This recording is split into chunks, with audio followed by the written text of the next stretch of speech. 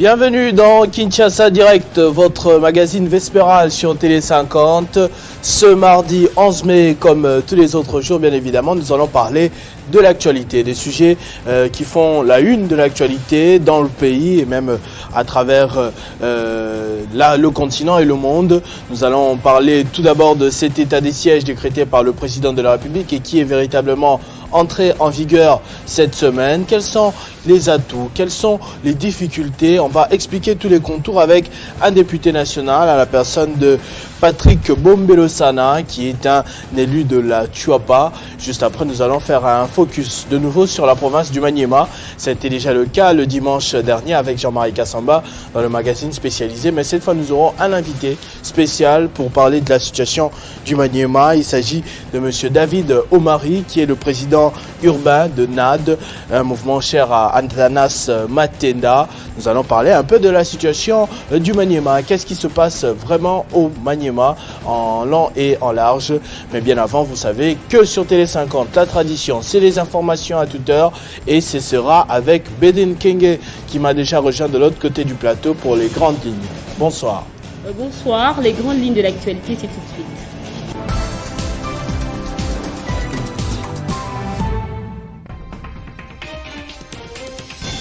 État de siège et d'échéance du gouverneur Zoé Kabila, le Front commun sort de son silence. La plateforme du sénateur à vie Joseph Kabila prend acte de cette mesure, mais promet d'assurer un suivi régulier de la mise en œuvre de cet état de siège et se dit prêt à dénoncer tout abus qui découlerait de ces mesures d'accompagnement. Concernant la destitution de Zoé Kabila, le Front commun pour le Congo, à travers le communiqué signé par le président de la cellule de crise, il exhorte plutôt la Cour constitutionnelle à annuler la décision de l'Assemblée provinciale du Tanganyika pour non-respect du droit sacro-saint de la défense et à rétablir en conséquence le gouverneur déchu de ses fonctions. Joseph Stéban Moukoumadi est encore visé par une motion de défiance. Les élus provinciaux du Sankourou ont affirmé avoir déposé ce document contre le gouverneur de la province avec 14 signatures sur les 25 députés que compte cette assemblée. Il lui est reproché plusieurs griefs, dont principalement l'inconstitutionnalité de sa gouvernance.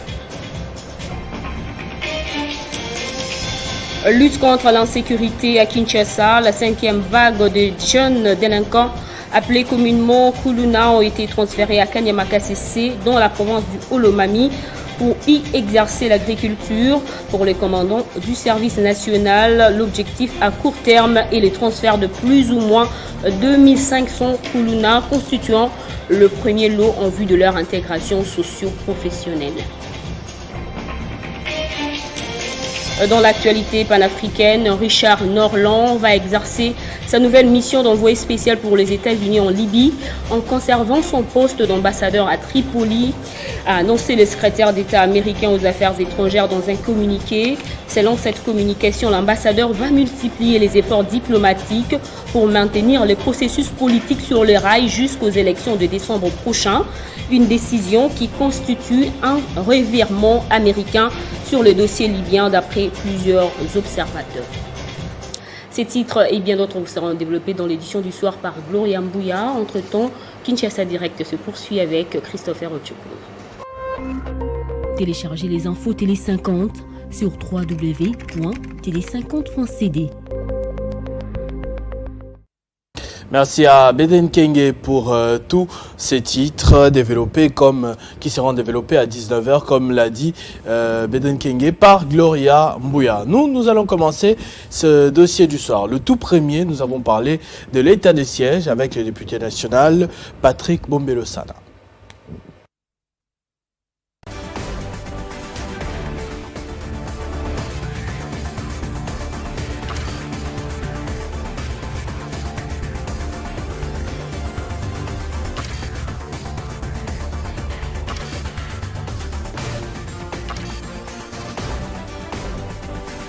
Télé 50 en rouge et blanc.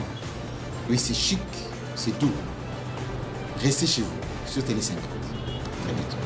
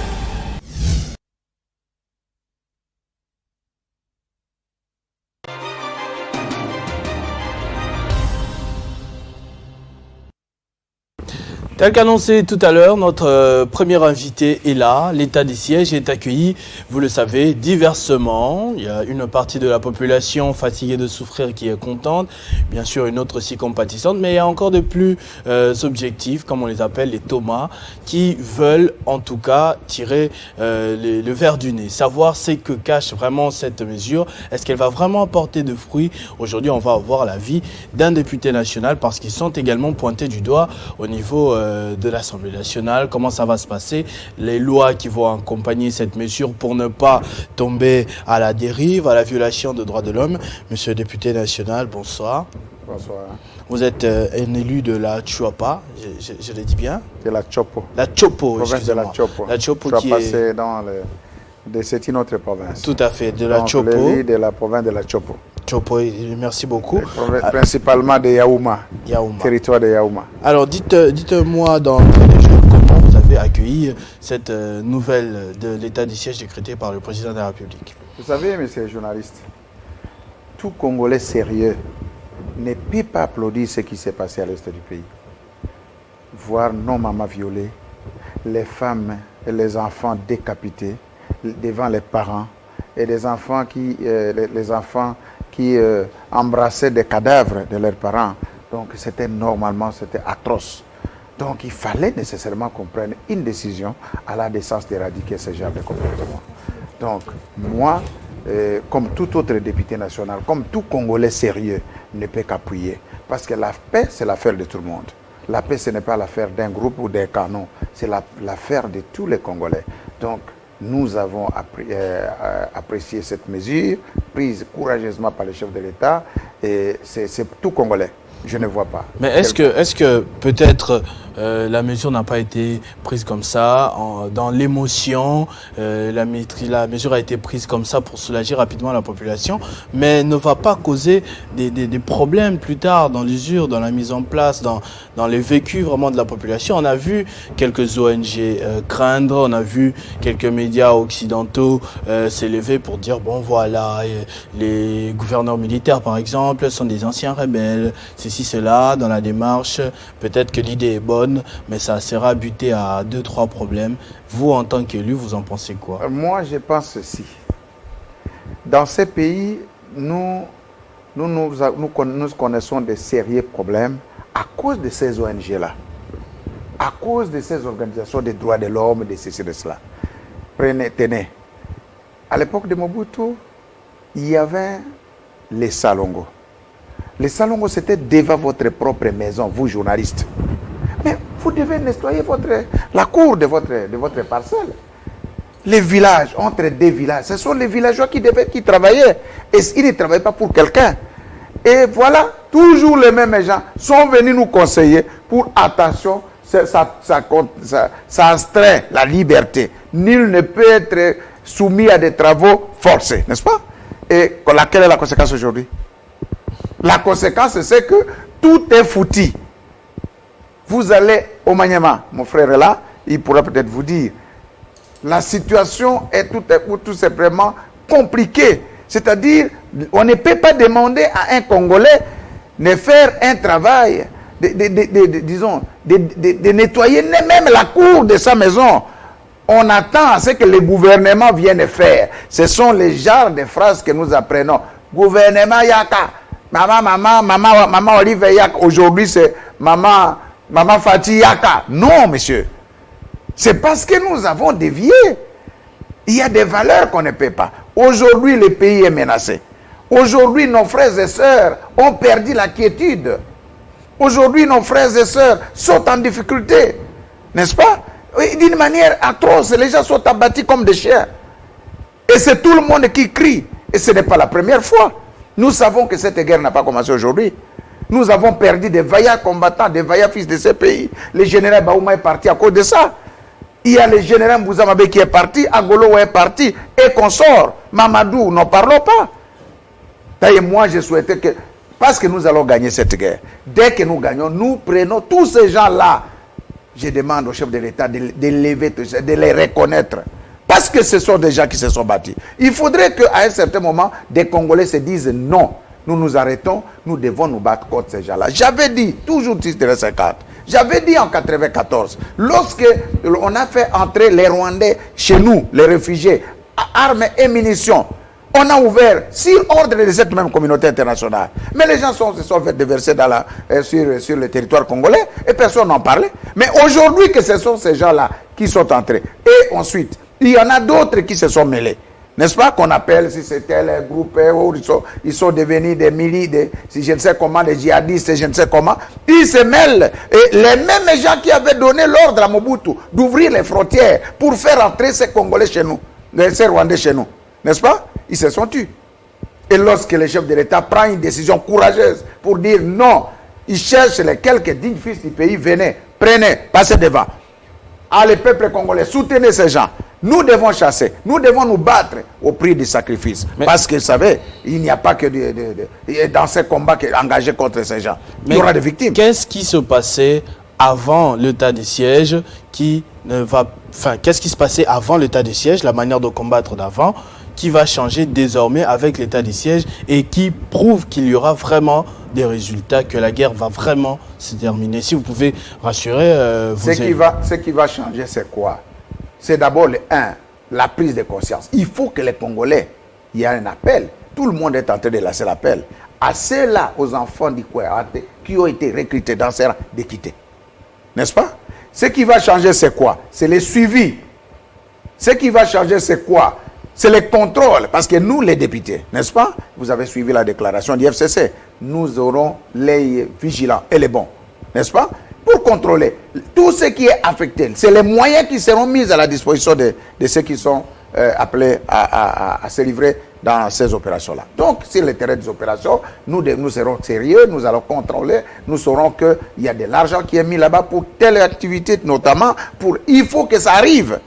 Et aussi, tout le monde surveille tout le monde, c'est le moment.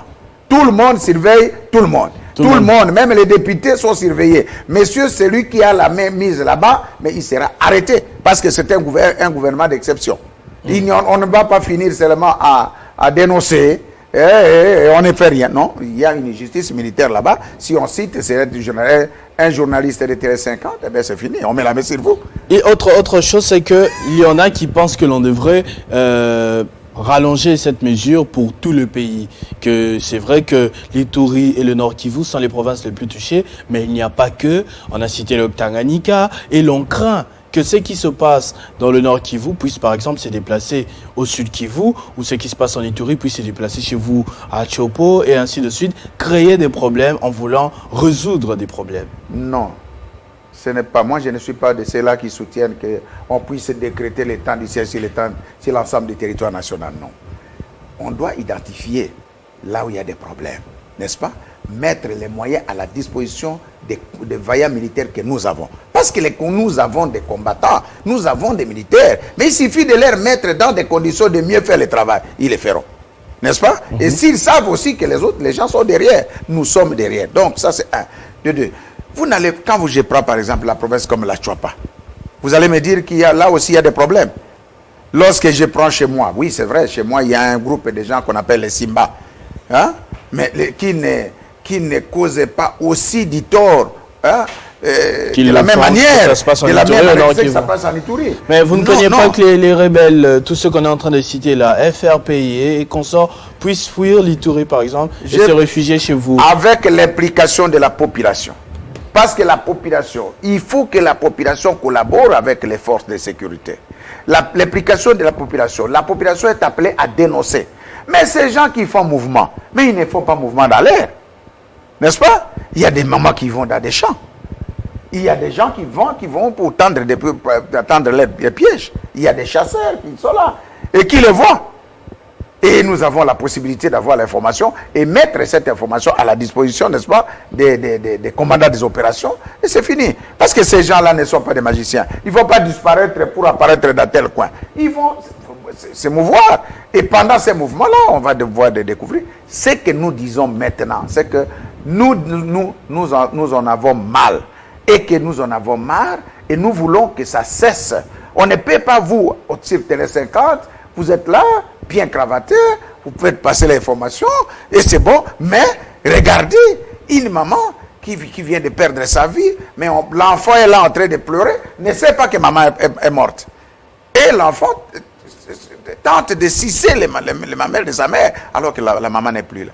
Voyez un peu pour ça. C'est vraiment des images avec beaucoup d'émotions. C'est vraiment atroce. Tout à l'heure, monsieur le député national, vous parlez de ce contrôle, de désormais cette vigilance qu'il y aura des uns envers les autres. Il faut qu'on sache exactement ce qui se passe, le partage de pouvoir, bien évidemment, et tout cela. Mais vous, à votre niveau, en tant que député national, quel comportement exactement vous comptez afficher durant ce moment d'état de siège jusqu'au résultat attendu? Qu'est-ce que vous allez mener comme démarche exactement? On parle d'une session de mars qui est en train d'aller un peu...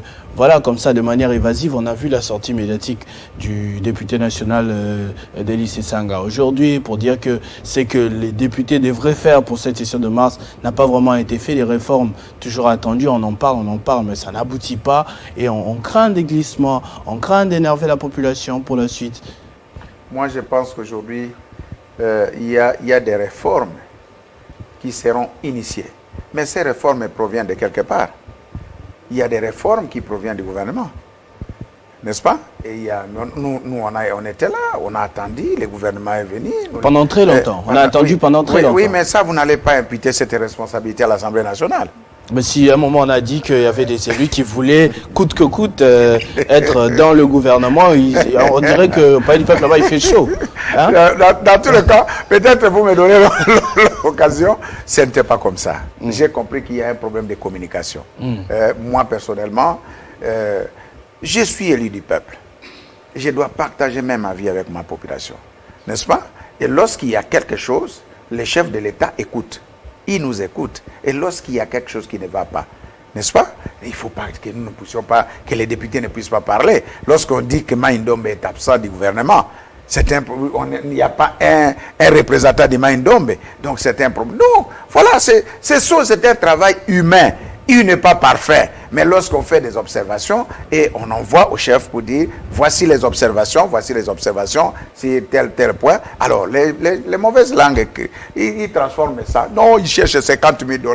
Ils sont en train de réclamer d'être tous au gouvernement. Mais quel gouvernement qui peut englober les 500 députés?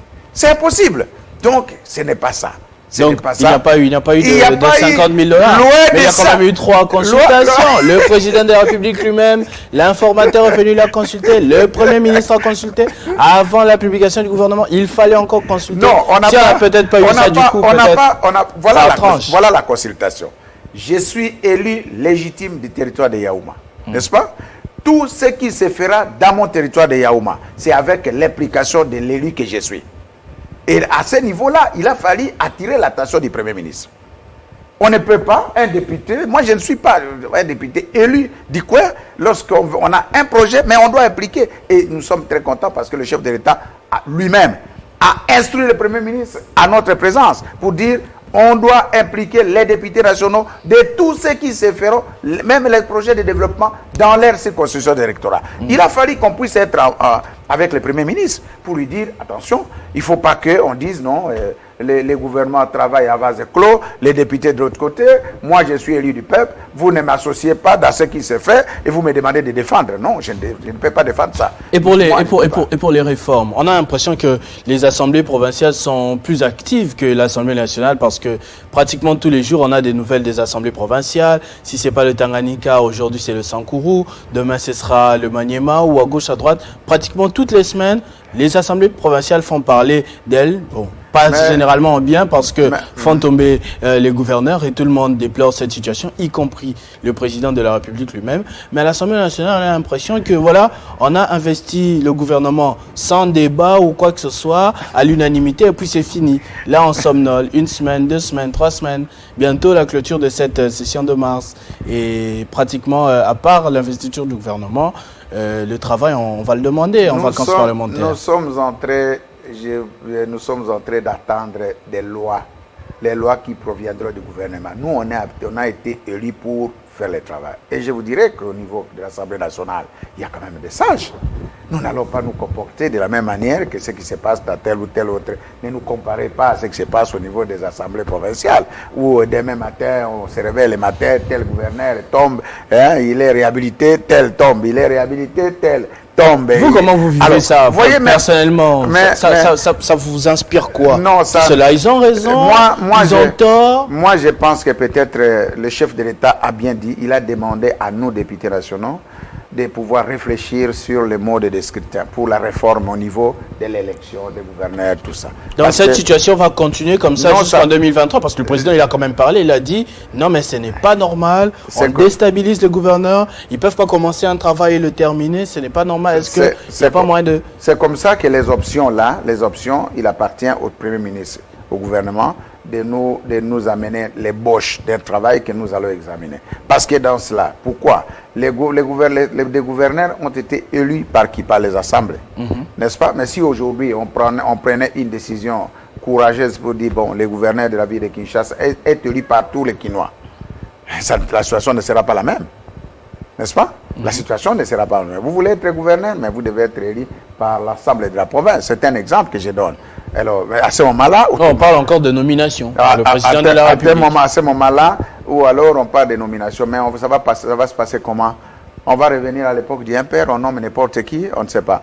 Mais il faudrait qu'on puisse peut-être nommer un gouverneur dans les partis au sein du parti qui a obtenu le plus grand nombre de députés, par exemple. Et là, ça va pouvoir faciliter un peu une certaine stabilité. Mais pourquoi ne pas le faire déjà maintenant, ces réformes, toutes ces propositions pour arrêter l'hémorragie? Parce que aucun gouverneur n'est à même de travail. Même ceux qui sont calmes, semble-t-il, ils sont contraints de temps en temps menacer. Non, vous devez payer une jeep. Non, vous devez faire ceci, cela. Et ils n'arrivent pas à travailler. Ils sont tout le temps menacés. Est-ce qu'il n'est pas le moment d'agir là maintenant? Il faut attendre encore et encore jusqu'en 2023. Je pense qu'il y a un ministre de l'Intérieur, n'est-ce pas? Et le ministre de l'Intérieur venait d'être investi. Donnons-lui le temps de faire son travail et de venir. Parce que les lois, à moins que ça soit initié par un député ou un groupe de députés, mais si ça vient du gouvernement, c'est un membre du gouvernement qui vient à l'Assemblée nationale, qui présente les projets de loi et qui doit être débattu. Et après, on va constater que si la loi est acceptée, n'est-ce pas, elle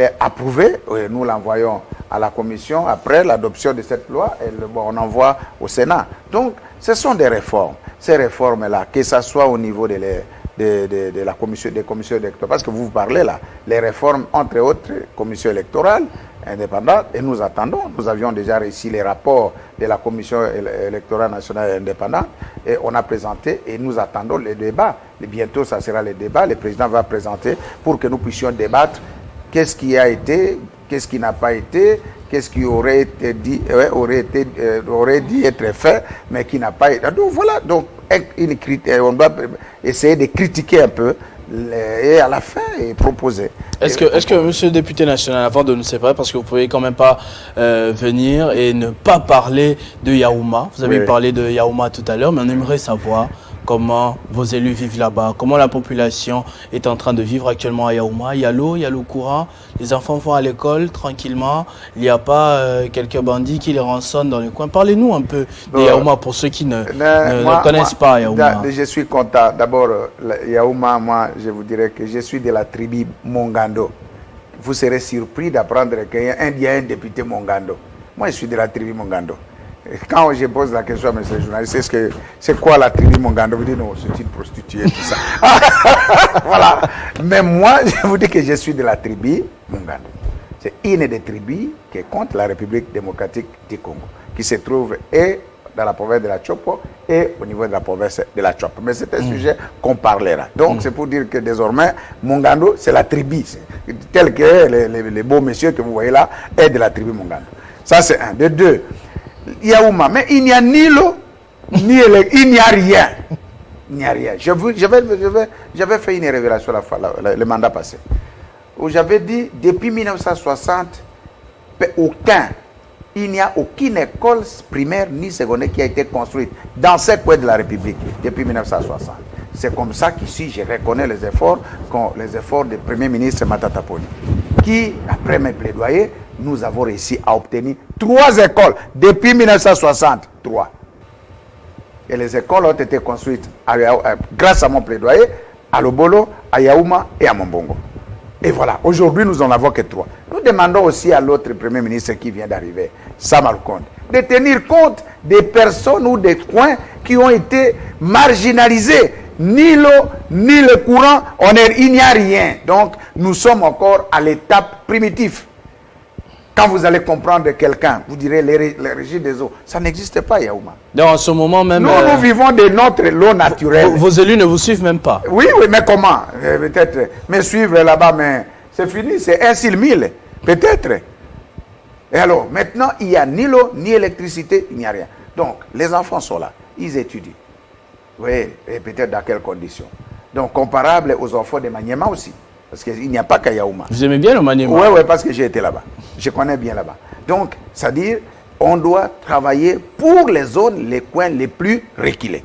Et j'insiste, monsieur le journaliste, si vous pouvez faire passer ça 2, 3, 4 fois, les retours des cartonnages manuels.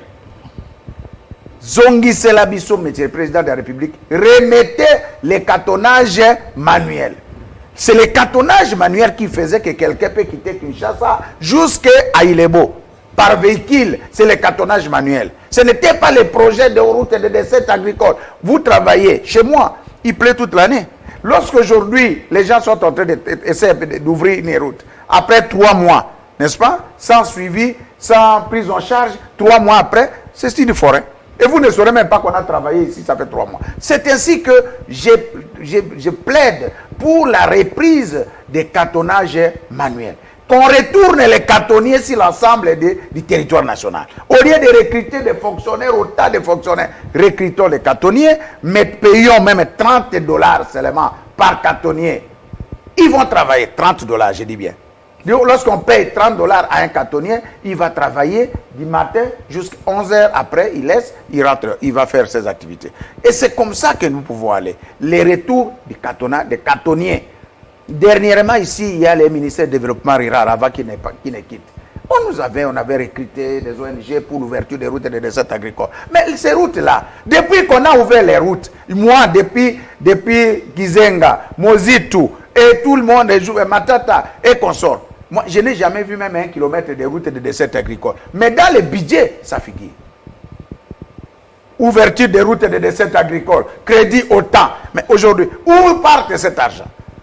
Parce que cette fois-ci, dans un contexte de l'état des droits, nous sommes regardants, nous nous disons, retournez mon président de la République, président Félix Tshisekedi, notre président, nous n'avons qu'un président. Il n'y a pas un président d'un groupe.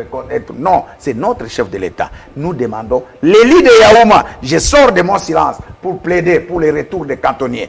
Si on ne retourne pas les cantonniers, ça ne sert à rien. Les routes redeviendront toujours des petits sentiers de servitude et c'est fini. C'est comme ça que si je vois les routes de recettes agricoles, la gratuité devenir une réalité. La gratuité devenir une réalité. Là où il y a des écoles, on appelle des fictifs, nous ne connaissons pas, mais nous voulons qu'on puisse prendre les vraies écoles telles que ça se trouve à Yaouma, des gens qui travaillent, tout ça. Et voilà, monsieur le chef de l'État, j'attends cela. Merci beaucoup, monsieur le député national, Patrick Bombello Sana. Avec vous, nous avons parlé de cette situation, de l'état des sièges, mais vous avez quand même eu l'occasion aussi de faire votre plaidoyer pour Yaouma, que nous avons découvert personnellement, et j'espère que quelques téléspectateurs aussi. Mais moi, Monsieur Mongando. C'est moi qui vous remercie. Merci beaucoup. On va passer à notre deuxième dossier de ce soir sur la province du Maniema et ce sera avec monsieur David Omari. Je disais tout à l'heure, il est le président urbain de NAD.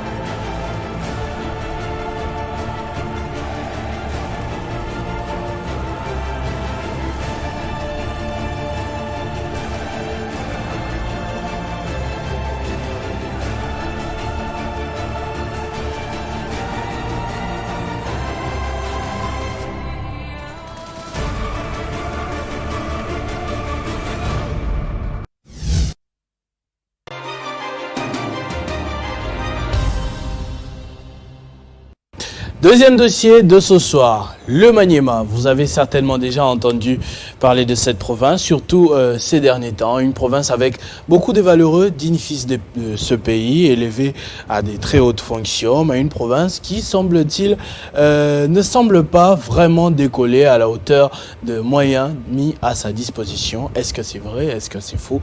Nous allons un peu discuter de cette province avec monsieur David Omari, à qui je dis bonsoir. Bonsoir. Alors, première question d'entrée de jeu.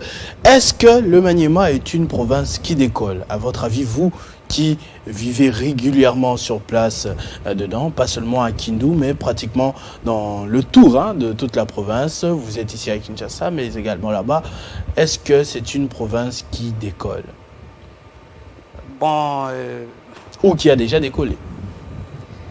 Moi, je dirais que le Maniema d'aujourd'hui n'est pas le Maniema d'il y a 10 ans ou 20 ans. Le Maniema a beaucoup changé, nous avons beaucoup avancé, même si ce n'est pas encore le paradis. Alors, moi, je ne suis pas d'accord avec ces gens-là qui essaient de noircir les tableaux. Je sais que c'est une tactique politique qui est devenue très courante. On noircit les tableaux pour, par la suite, chercher un bouc émissaire et l'incriminer. Notre province a beaucoup changé. Aujourd'hui, quand j'arrive à Kinshasa ou à Goma ou ailleurs, moi je ne suis pas complexé. Ce n'est pas la situation que nous avions il y a 20 ans. Nous avons beaucoup changé. Il y a bien sûr des problèmes qui sont encore très nombreux. Parce qu'on dit que c'est Kindu qui a changé, c'est pas le Maniema qui a changé. On voit des belles images. Kindu a peut-être rien à envier à quelques communes de Kinshasa ici. Il y a des hôpitaux modernes, il y a des universités, notamment Mapon, on ne va pas se cacher, qui fait parler d'elle à travers le pays, le continent et le monde. Mais encore, on voit des images vraiment d'une province enclavée, pas de route, des enfants un peu, voilà, dans une situation là extrêmement compliquée. Est-ce que c'est ça de montage? Non, en fait, la pauvreté, elle est partout, en RDC. Y compris à Kinshasa. Y compris à Kinshasa. Mais quand on parle, par exemple, de l'enclavement, je l'ai dit dans l'émission du dimanche, il y a quelques années, on pouvait quitter Kindu par bus. En 3 jours, on arrive à Bukavu par la route. Je vous signale que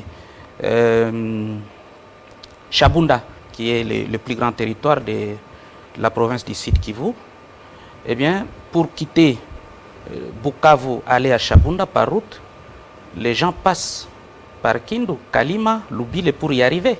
Parce qu'entre Chabunda et Bukavu, il y a une route qui a pratiquement disparu.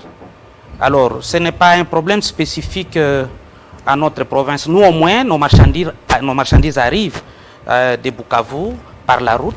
Il y a bien sûr des tronçons où ce n'est pas facile, il faut les reconnaître. Par exemple, entre Kayembe et Salamabila, ou une quinzaine de kilomètres qui sont vraiment très difficiles. Mais Kassongo et Kindu, 240 km, c'est praticable. On peut y aller même en bus. Alors, il ne faut pas vraiment donner l'impression que nous sommes le plus malheureux. Non, non, non. Moi j'ai vécu là-bas, j'ai grandi là-bas, mais je trouve que la situation a tellement changé.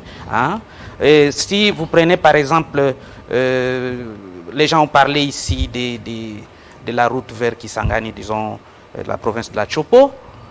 Si y a des problèmes sur ce tronçon-là, ce n'est pas seulement parce qu'au Maniema, il n'y a pas d'infrastructure. Nous avons des bateaux qui vont par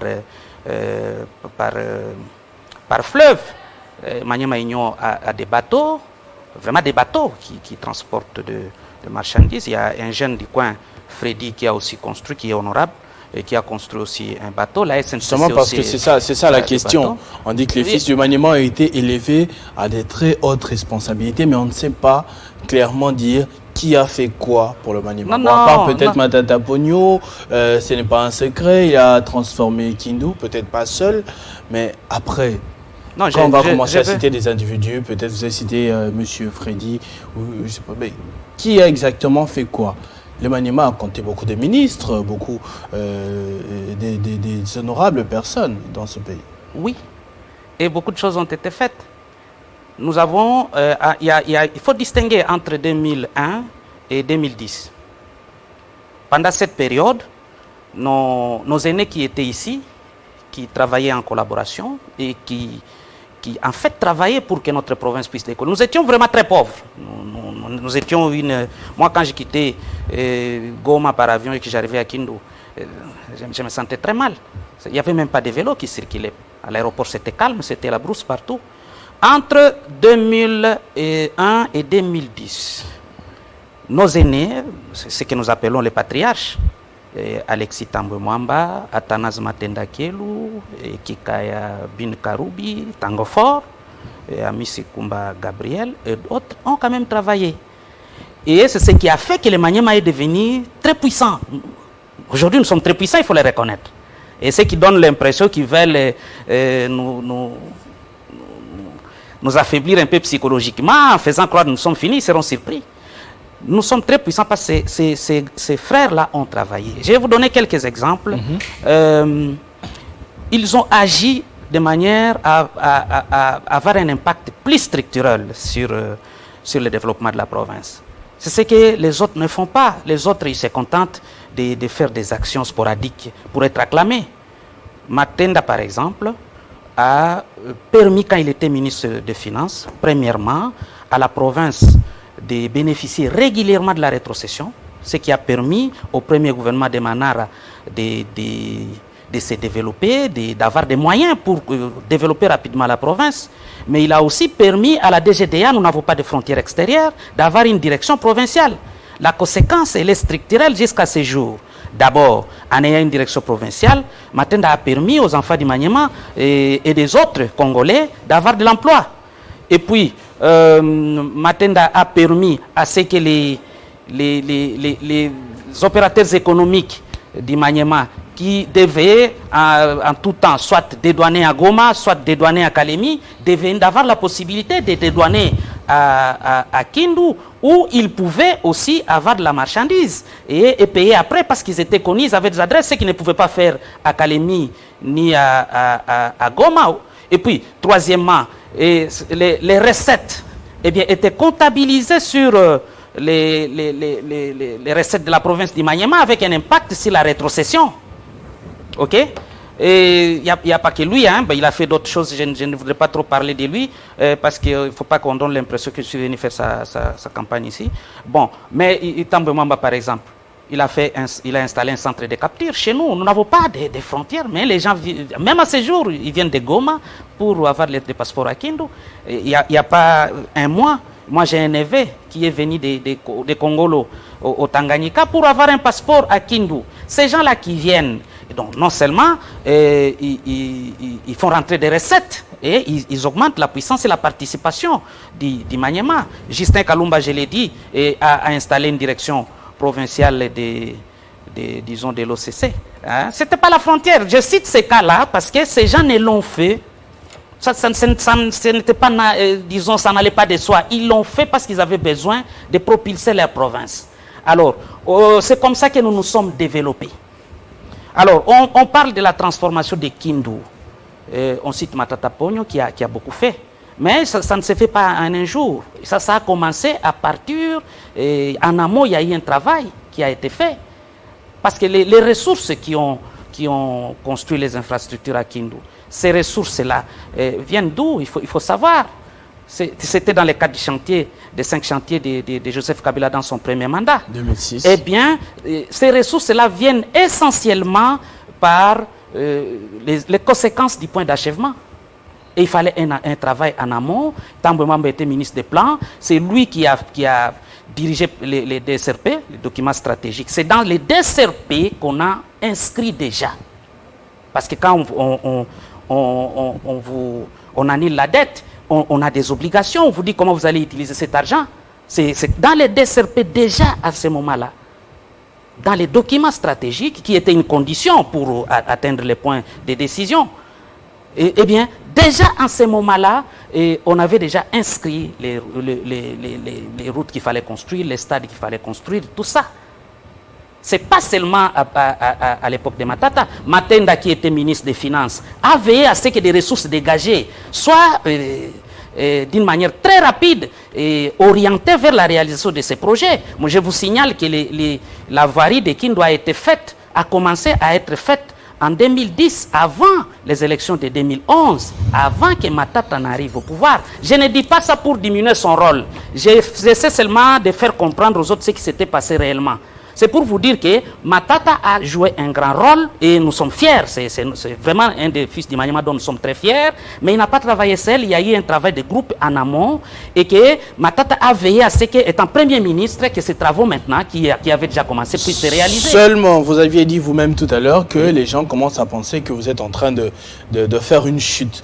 Est-ce que cela n'est pas, par exemple, dû aux querelles internes entre le gouverneur et les vice-gouverneurs qui ont passé beaucoup de temps, qui ont même divisé la population? C'était vraiment scandaleux au quotidien. On voyait des militants de tel individu se battre avec tel autre. Or, quand on parlait du Maniema, avant ça, c'était une province qui nécessitait d'étonner le monde. On voyait des belles images du Maniema, on voyait ceci, cela. Et subitement, on a vu le gouverneur et les vice-gouverneurs faire ce qu'ils ont eu à faire. Il semble-t-il qu'ils se sont réconciliés. Désormais, on en parle de moins en moins, mais on ne sait pas ce qui se passe actuellement vraiment au Maniema.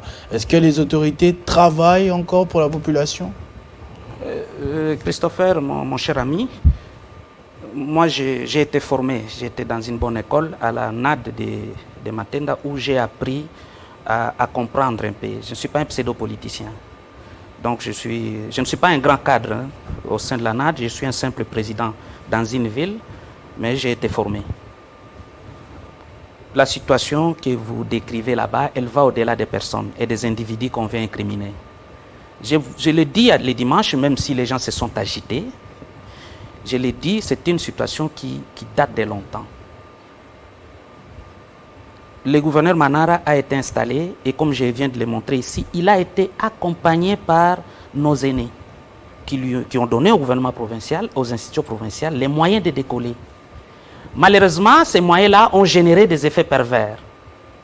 Entre autres, certains députés, à l'époque, essentiellement des leaders locaux, ont voulu à tout prix gérer ensemble avec le gouverneur et fusionner l'Assemblée provinciale avec l'Assemblée, disons avec le gouvernement provincial.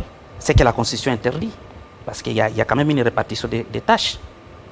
Alors, dans cette guerre-là, nous, en tant que population, un peu chauffés à blanc, et puis il y a le manque d'expérience, nous n'avions pas compris qu'il fallait à tout prix soutenir le gouverneur Manara, parce qu'on allait commettre une grave bêtise.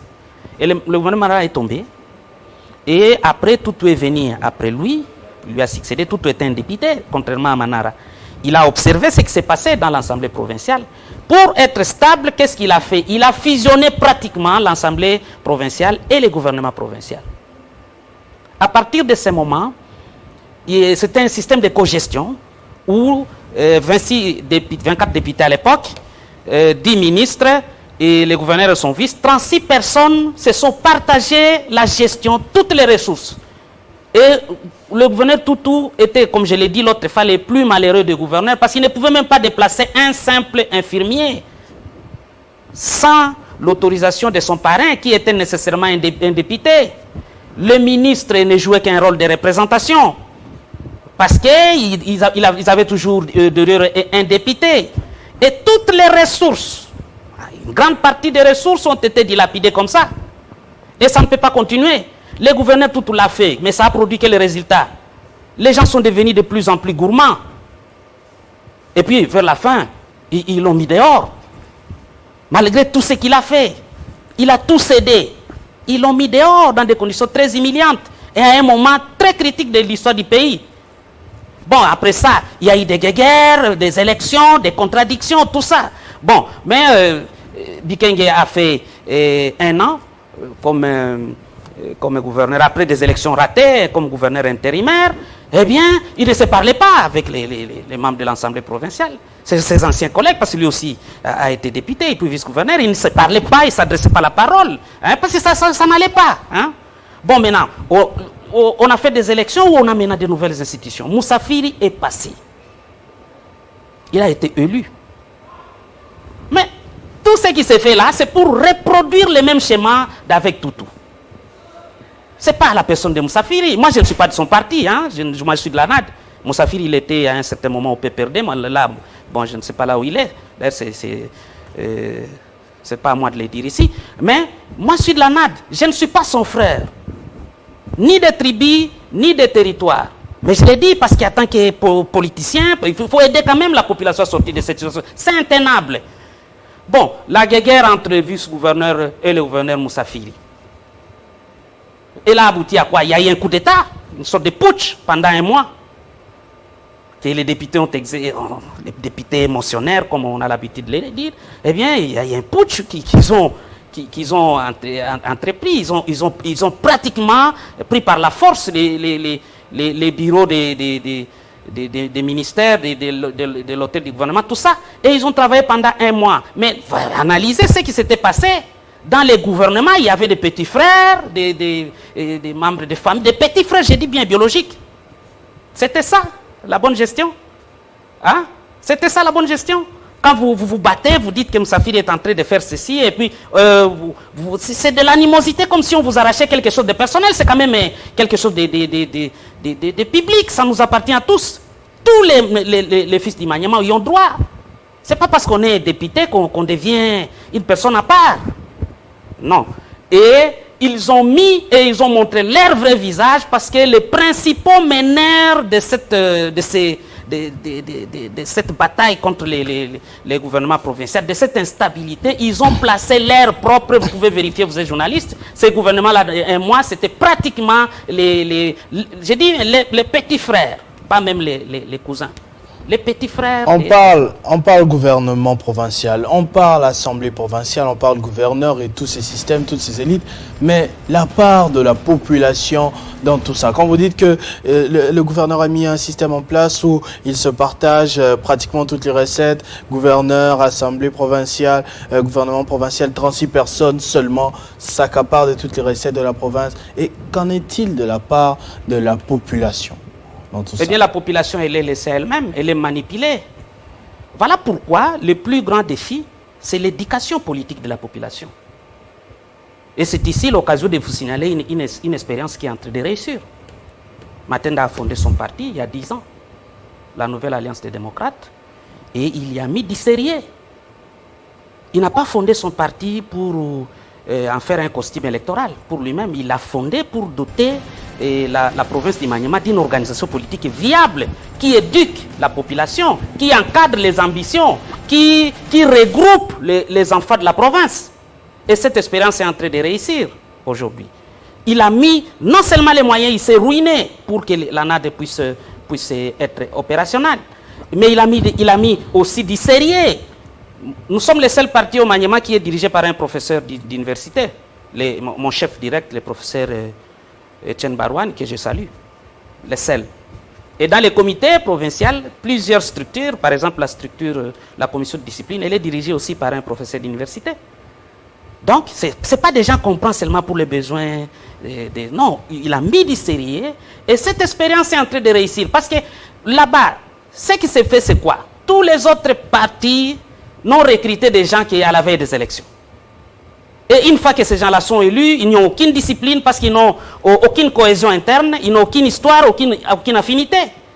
Et nous avons vu que le gouverneur Moussafiri, par exemple, la première motion, eh bien, elle a été dirigée par le président fédéral de son parti. Vous voyez ça?